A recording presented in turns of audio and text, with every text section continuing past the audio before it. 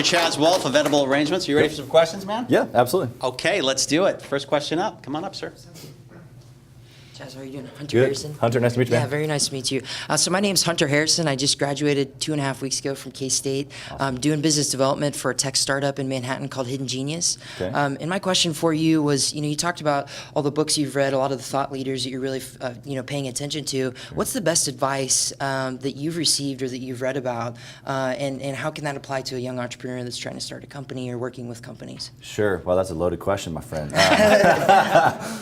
First off, let me say I'm humbled that you would even ask me a question. I don't see myself as any better than you, so I think that's number one, is to start as, hey, you're the best that you've ever been. Like you're the man. Like you got to think that way, and so the compilation of all that I've read, goodness. I would just say it starts up here, and that kind of goes off of my initial answer to you. Is it starts right here.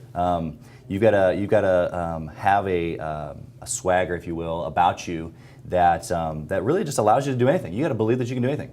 Whether it's a tech startup or Edible Arrangements, and I kind of see it like this. Like the opportunity you've got maybe even better.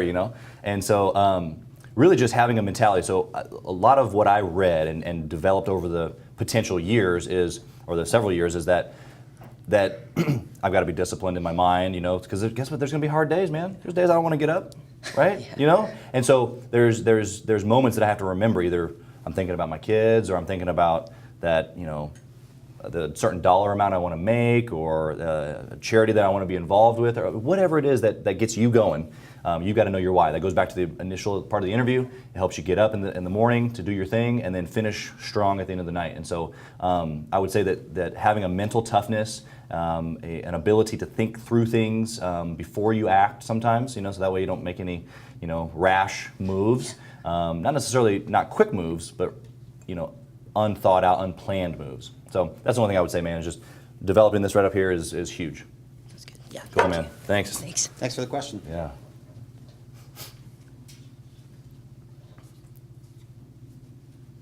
Come on down. Hi. Hi. I'm Barbara Zimmerman. I was wondering, how is your marketing plan? How do you market your business? Good question. How do you get the word out there? I mean, I know social media, but Yeah. what's the best social media that you found that Sure. helps your business? Yeah, and so, okay, that's a great question. I feel like that question might be slightly dependent upon what industry you're in. And so for Edible Arrangements, being a franchisee of a system, right, that means I have the benefit of paying into a fund, and then we have a marketing department that does a lot for us. Oh, okay. And so what they'll do for us is, we have national TV campaigns, which I'm sure you've seen our TV commercials. We have national, even social media campaigns or online AdWords and stuff that they purchase. But outside of that, locally, someone that if I were if I were carpet cleaning or something like that, where I was at my own traditional business, not having to write off of somebody else, I personally would not spend a dime on anything that's not targeted.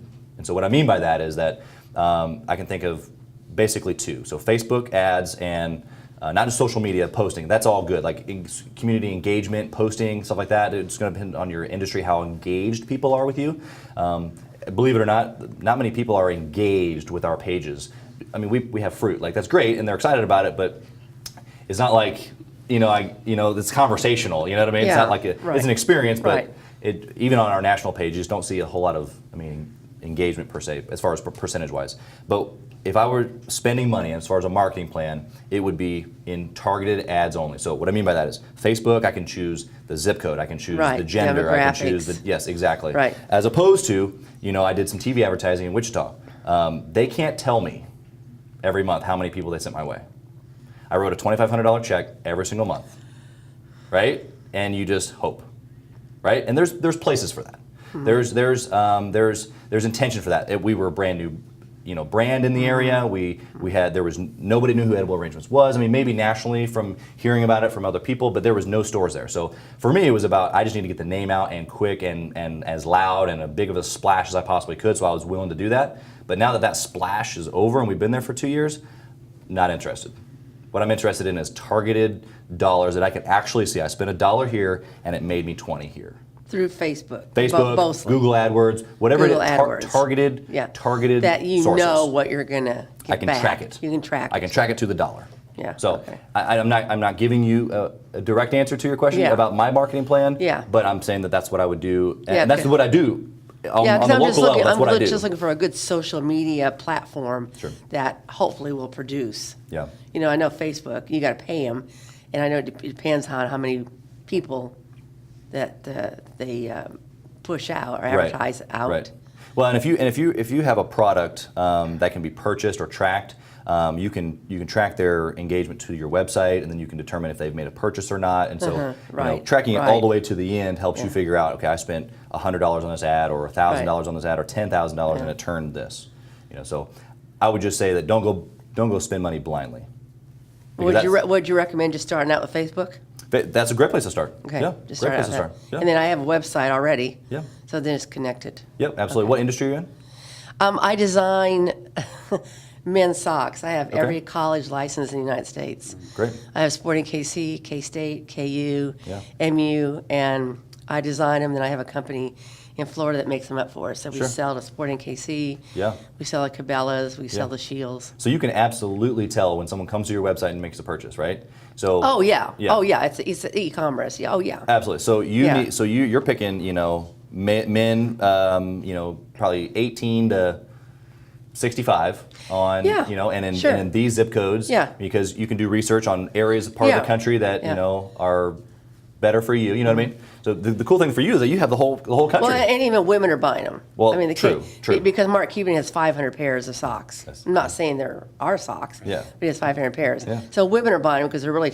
We have a lot of funky designs. Sure. And then we have every college in the United States Yeah, that's that great. we bought license from. That's great. So and then we bought Major League Soccer, which Yeah. is good. And Cool. the last thing I would say, really about any industry, not or tactic, maybe it's marketing, maybe it's operations, whatever. You got to figure out what you're good at, and if you're not good at marketing, hire somebody who's good at marketing. Yeah, that's true. Yeah, that's probably the best thing to do. All right, Yep. thank you. Yep, absolutely. Thank you. Come on up. Chaz, how you How's it doing? going, man? Good to see you. I think good talk today, by the way. My name is Sean Smith. I own a company called Wealthy You. I teach my clients how to build financial wealth through trading and investing. Okay. And for me, what defined my business the most was my most significant failures. I've Sure. run two multi-million-dollar businesses prior to that, Okay. and those failures defined my direction. Okay. We've heard a lot about your success, a lot about your struggle and challenge, but I'm Sure. going to ask you to be a little more vulnerable Yeah, here. yeah.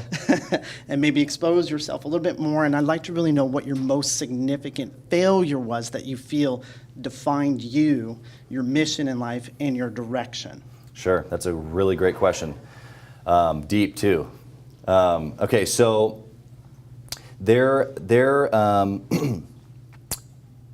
when I look back over just whether it be my course of time in business or even before that when I was wanting to be an entrepreneur, I would say that the failure for me was something luckily that I was able to correct really quickly. And it goes back to kind of what Chris and I were talking about of I am not necessarily, I mean, other people would probably call me a control freak. I don't, but you know how that works, right? So I like things a certain way and in a certain order, and I have no room for mistakes, no room for error. That is just how I treat myself. Like I'm all in and I'm here all the time. I'm 100 degrees, like just boom, all the time, right? 100 miles an hour is what I mean. And so the mistake that I made early on was holding people to that same standard unrealistically. Again, going back to not necessarily lowering your standard, but not having wiggle room for understanding how people respond, right, to that. And so I have to know who I am and how I operate, how I like to receive information, how I give information. And then I also have to understand the other person, whether it be my district manager or whether it be a team of people that I'm talking to, getting them pepped up for Valentine's Day or whatever it might be. I have to understand how they receive information, how they give information, and then me as a leader deliver that to them in the way that that's best for them. Not want them to change for me, change myself for them, right? And so I would say that would be early on, it was my biggest thing of trying to, put people in the square hole and they were round, or, in the round hole and they were square, you know what I mean? Like, so I luckily, thankfully, figured that out, whether it was through a book or just through beating my head up against the wall and me not liking that. Because we all do that, right? We all, it's just a matter of how many times you beat it before you stop, Right. So I guess that's what I would say is that I knew that in order to grow fast, I was going to have to keep good people, and I didn't. And after losing a couple of people, and maybe not necessarily blowing them out, but maybe have done things that was like, oh man, I could have done that better. You know, So you ask the question of yourself is, oh, I made this mistake. What can I learn from that mistake? And what is it that I need to improve to prevent that or improve that in the Absolutely, future? yeah. You got to change. As a leader, it's your responsibility. Yes. Yep. Good. So good question, man. Good stuff. Thank you. Thanks, dude. Thanks.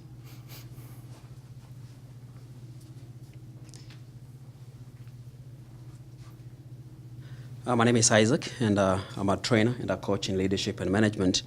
One of the things that we get from business owners is that they are holding back from spending money on their employees. Sure. And we know that people development is one of the key things that you have to do. Of course, when you have just one location, you can train them. You can watch when the managers are training them. But as soon as you expand, you step away. Yeah. So one of the things you probably have to do is to hire someone to train them. Or you train the managers so they can be good enough to train them. Right. So what advice would you give to business owners who are holding that back? Because we know that the employees, that's the only non-depreciable asset that they have. Sure. Because it will help them to expand. But Yeah. again, they're afraid to invest in that. Yeah, I would say that that's a phenomenal question and a great point that most business owners are afraid to spend any money, let alone just that. Right. Even on marketing, the previous question, it's like, that's why I want to know dollar for dollar what I earn, because I don't want to spend it if I don't, you know? Right. And so I would say that for someone in your industry, you've got to, which you probably already know this, you've got to show someone like me the return. Definitely. Right? And so as a business owner, you got to be open to seeing a possible return in Right. employee development, right? Because if my employees just stay the same, here's my return.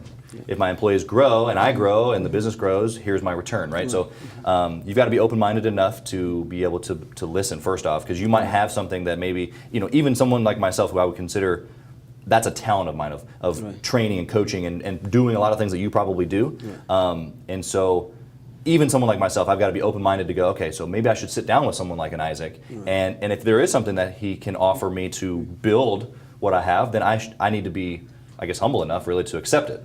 That's probably more than anything what it is. And so that's what I would say to most owners is just be open-minded and you should always be aware, cautious of your spending, but if it makes sense for the business and someone like you can show them the results, then they should absolutely go for it.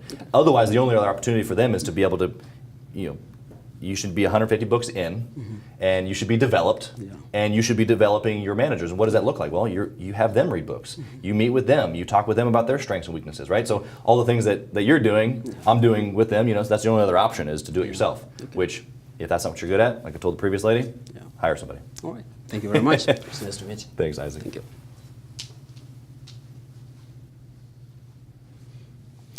Okay, that concludes our Q&A with Mr. Chaz Wolfe. Chaz, Yeah. it's been an absolute pleasure. I appreciate you Absolutely. coming down today. Yeah, Let's give him one more round of applause, ladies and Thanks, gentlemen. Tune in next time. We're so glad you're here to Executive Summit, and we'll see you next time. Thank you so much. Great.